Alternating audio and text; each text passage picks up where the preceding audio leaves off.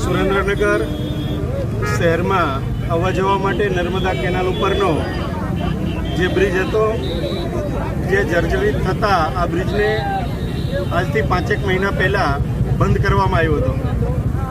24મી August 2025ના રોજ દુધરેજ વડવાળા મંદિરના કોઠારી બાપુ પૂજ્ય મુકુંદરામ બાપુની પ્રેરક ઉપસ્થિતિમાં આ બ્રિજનું ખાતમુહૂર્ત કરવામાં આવ્યું અને આજે બરાબર 115 દિવસ પછી આ બ્રિજનું પુનઃ લોકાર્પણ કરવામાં આવ્યું છે.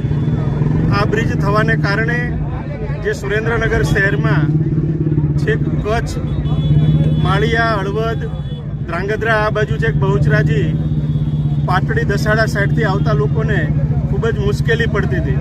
શહેરમાં અભ્યાસ માટે આવતા વિદ્યાર્થીઓ હોય કે હોસ્પિટલે આવતા દર્દીઓ હોય કે ખરીદી માટે આવતા લોકો હોય, એમને જે પારાવાર મુશ્કેલી પડતી હતી અને લગભગ 3 કિલોમીટરના ડાયવર્ઝનમાં ફરવું પડતું હતું. સ્કૂલે આવતી બસોને 15થી 20 કિલોમીટર અન્ય ગામોમાં થઈને આવવું પડતું હતું. એ મુશ્કેલી હવે કાયમને માટે દૂર થઈ ગઈ છે. આજે સુરેન્દ્રનગરના એક વ્યક્તિમાં ખુશીનો માહોલ જોવા મળે છે. આપણને હૈયાઓ આનંદથી જે ઉભરાતા જોવા મળે છે.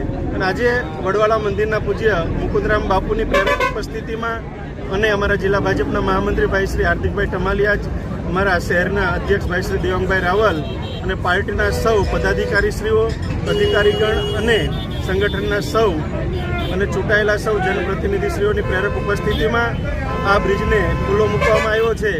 ત્યારે જે નર્મદા વિભાગના જે અધિકારીઓ છે એમને પણ સતત ફોલોઅપ લઈ અને આ બ્રિજ જલ્દીથી પૂરો થાય એ દિશામાં કામ કર્યું છે. ત્યારે રાજ્યના માનનીય મુખ્યમંત્રી શ્રી ભૂપેન્દ્રભાઈ પટેલ સાહેબને હું આભાર વ્યક્ત કરું છું કે અમારો આ બ્રિજ તાત્કાલિક મંજૂર કરી જલ્દીથી કામ શરૂ કરાવી અને લોકોને સુવિધા મળે એ માટે શરૂઆત કરવાની મંજૂરી પણ એમણે આપી.